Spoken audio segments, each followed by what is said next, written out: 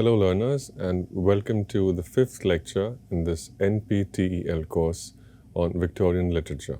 In the previous lecture, we have begun discussing a very important and powerful theoretical approach to Victorian literature, which is defined as post-colonialism.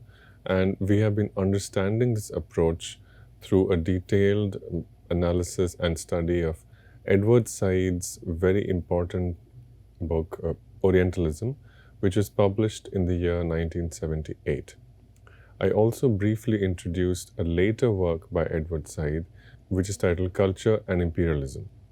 We will continue that discussion and try to understand in greater detail how this historical awareness of imperialism can lead to a better, a richer, and deeper understanding of literary texts. So, in the second work by Edward Said, which I named earlier, the 1993 book titled Culture and Imperialism, Edward Said writes, "Without imperialism, there is no English novel as we know it." I compared this statement to another work by Simon Gikandi titled Slavery and the Culture of Taste, and I discussed how both of these scholars and their work represent an attempt to think about the causal relation between the historical fact of imperialism and the great literary and cultural labor that was produced in the 18th and 19th centuries in Europe. This impulse is similar but a little bit different from the impulse to account for the legacies of slavery, which was embodied in the social media as well as political campaign titled Rhodes Must Fall. This was a campaign to topple the statue of Cecil Rhodes, who was a great beneficiary of slavery and someone who also inaugurated a lot of cultural and intellectual institutions in modern South Africa as well as England. So there is a difficulty when we account for these historical realities of slavery, and we try to keep that historical reality in mind as we study the literature that was produced in that period. And Culture and Imperialism by Edward Said is among the most powerful and persuasive attempts to make sense of literature in the light of this historical knowledge. Let us try and understand better what the stakes are and how Edward Said helps us navigate this very difficult intellectual terrain. So the key question, as I mentioned before, is one of accountability. We know that certain violent, unequal, unfair, and downright criminal activities took place. There were certain heinous acts of violence that were committed by people from one part of the world against people from another part of the world. As Joseph Conrad puts it in the opening pages of Heart of Darkness, the work of empire is an ugly one, and it involves the taking of resources from people with darker skins or flatter noses from oneself. So this is a very ugly and criminal act, and it was done in a very systematic, widespread, and pervasive manner in the 18th and 19th centuries. That much has been established by several historical accounts.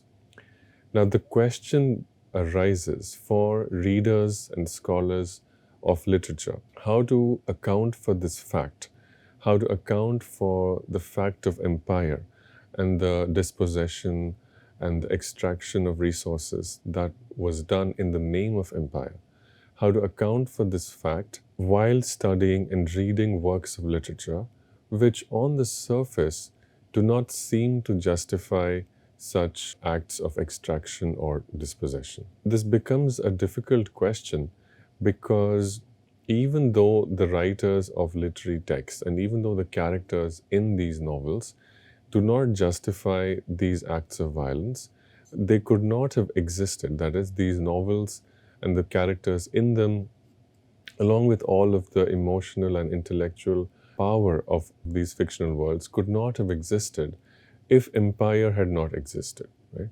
So this is a difficulty that scholars of imperialism and Victorian literature must respond to. Right? In other words, the struggle is and the difficulty is how to not lose sight of the historical forces of production while reading the cultural consequences or the cultural effects of this time of peace and leisure, which was produced by the historical forces of production. What are these historical forces of production? The economic and political policies which legitimized and enforced the extraction of resources from the East, and the comfort and leisure that such economic and political policies produced, the comfort and leisure from which literary texts like the Victorian novel were in turn produced. When we read the products of this comfort and leisure, how to keep sense, how to keep sight of the historical forces of extraction and dispossession which produce that comfort? That is the question. Now, Culture and Imperialism is a book that takes that question on in a very powerful way. Edward Said begins by stating that he will be navigating the rhetoric of blame. He will be engaging with the critical and political anger which comes from an awareness of the violence that was committed by people of certain communities, people who had a certain appearance, against people from different communities, against people who looked different. Right? There is a great deal of anger, and Edward Said will be engaged with navigating and channelizing that anger into mode of reading. He will be negotiating with the rhetoric of blame, and he will be trying to navigate that anger and to try and guide it away from being purely and merely a rhetoric of blame and into something more productive, a strategy of reading. Why is this kind of strategy needed? And why is the rhetoric of blame no longer necessary or no longer sufficient? While anger is certainly justified, a rhetoric of blame does not make for a good reading. What is a good reading? A good reading is a way of making sense of the power of literature. A literary text exerts a great deal of intellectual and emotional power. It enables readers to do things. It provides pleasure. It provides knowledge. It provides a great deal of shock. It provides enchantment as well. These are the terms that Rita Felsky uses in her work on the uses of literature. Of course, Felsky is writing much later, many years after Said, but the impulse is the same. The impulse is to try and make sense of the meaning of literature. Why is a novel or a poem meaningful to us? When we read a novel and a poem and we find it moving, we are moved by it, we admire certain aspects of it. The question becomes to try and make sense of that power.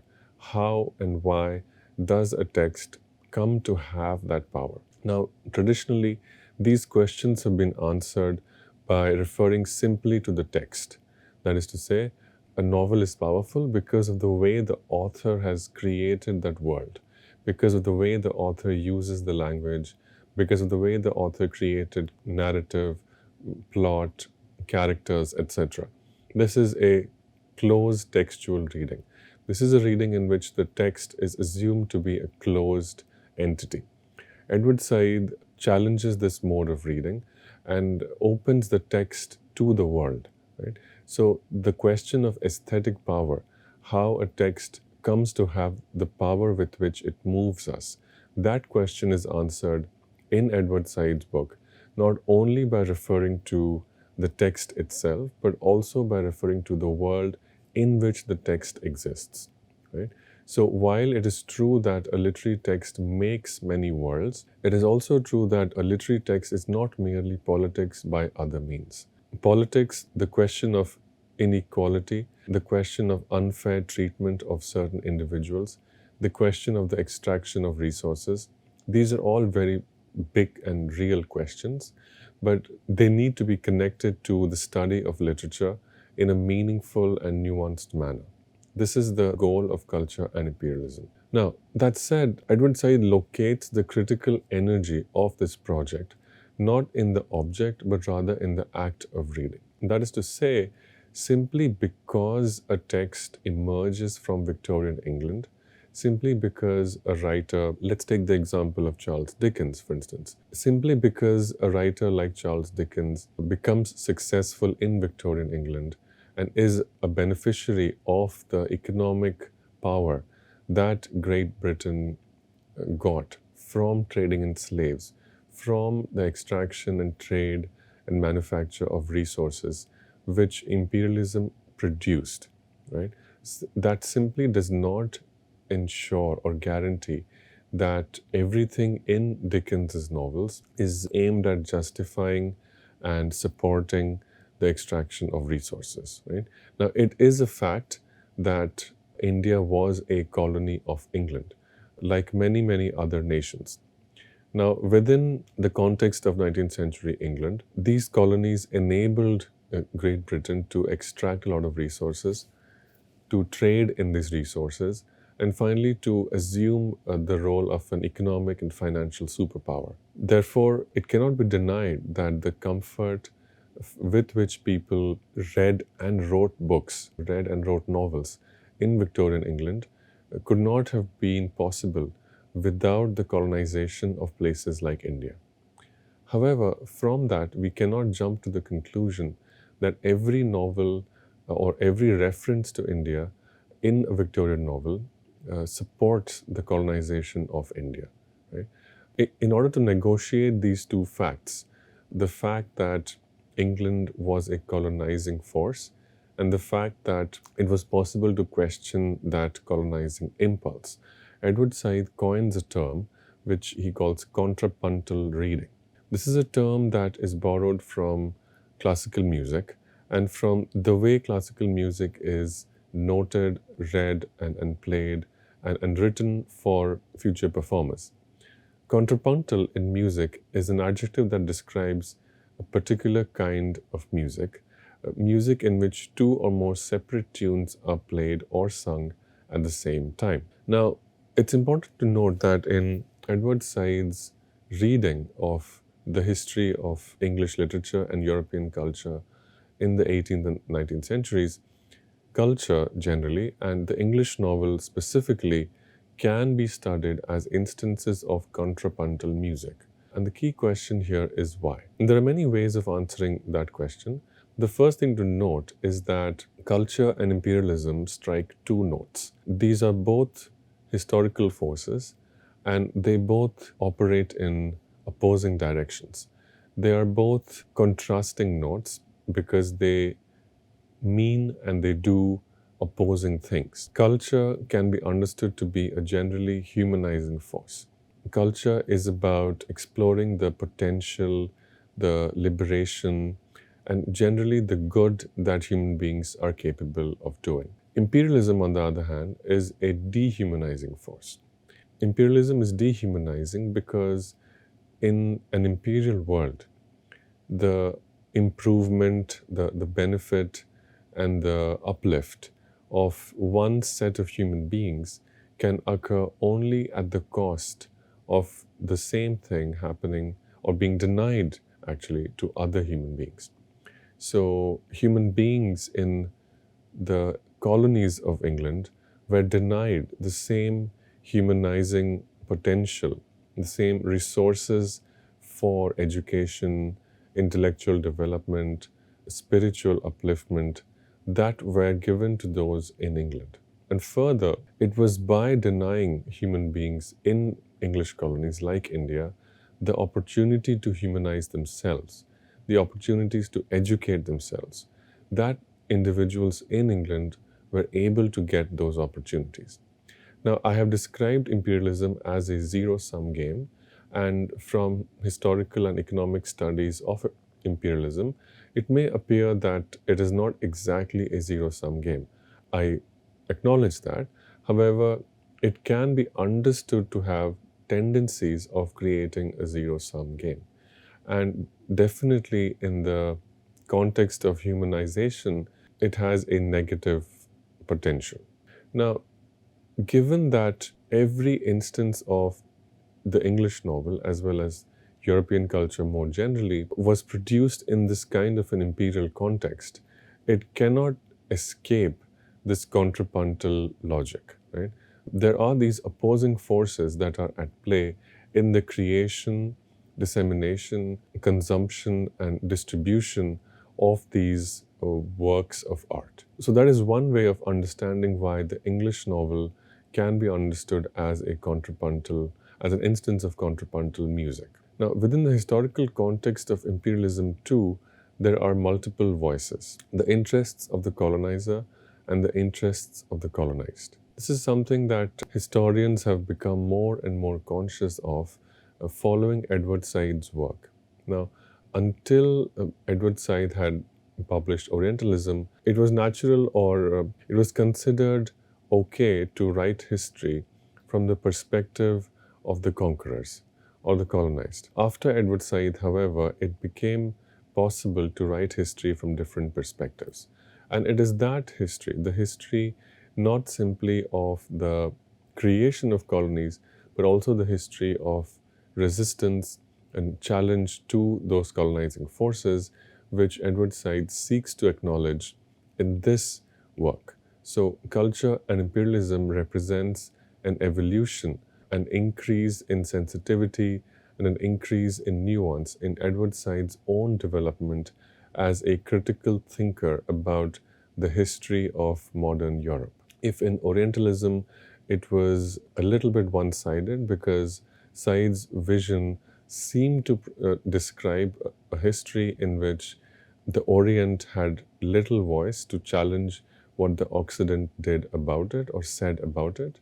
In this later work, Said makes room for that voice of resistance, right?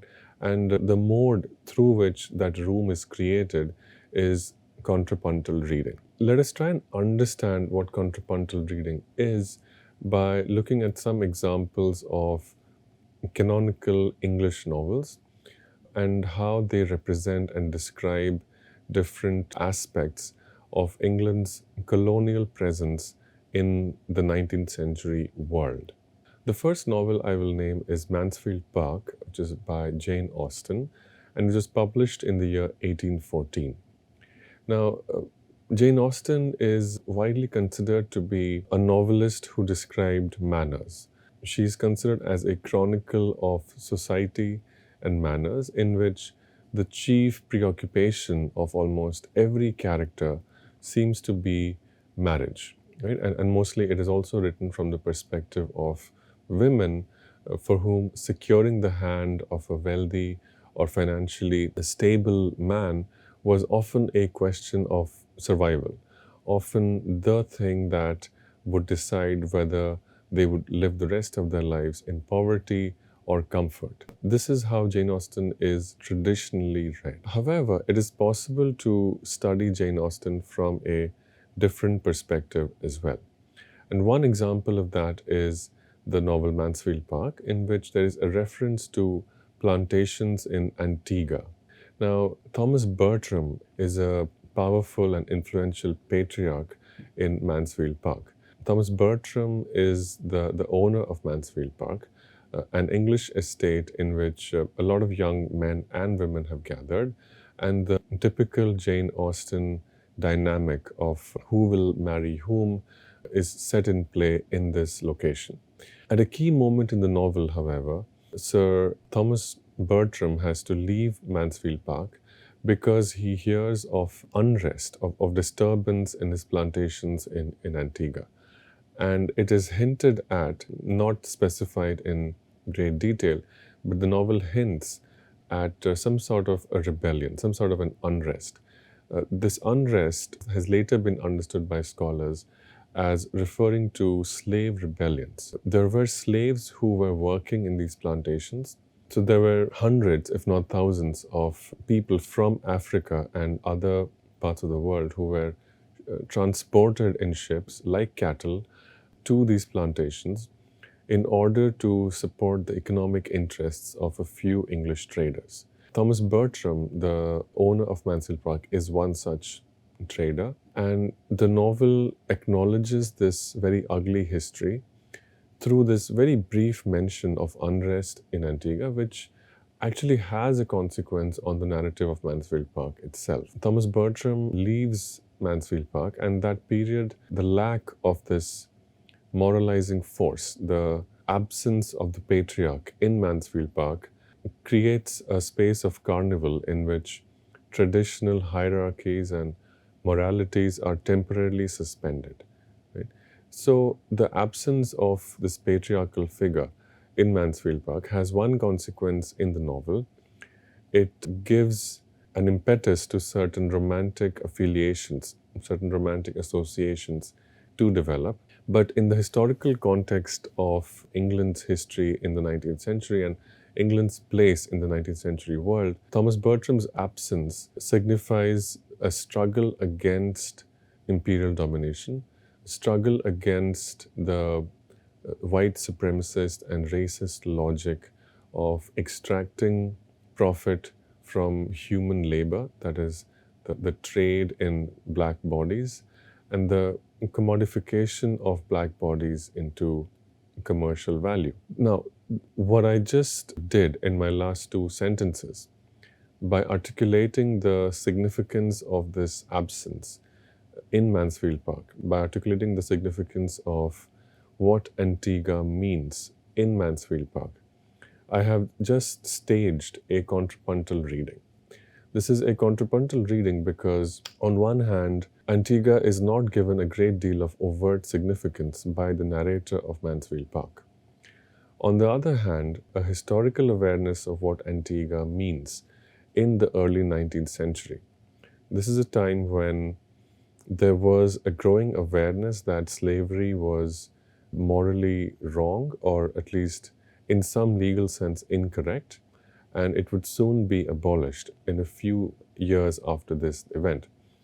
However, this is not mentioned in the novel, and the novel seems to describe Antigua as just another place where Thomas Bertram has to go. Instead, the novel focuses more on the consequences that this absence has for the couples who are in play and who might find a partner in each other. A contrapuntal reading, a reading inspired by Edward Said's work in Culture and Imperialism, would try and reconcile these two forces, these two contexts in which the mention of Antigua in Mansfield Park has a consequence. There are other such mentions, greatly canonized novels in Victorian England. For instance, there's a mention of Australia in Great Expectations. There is the mention of India in Vanity Fair.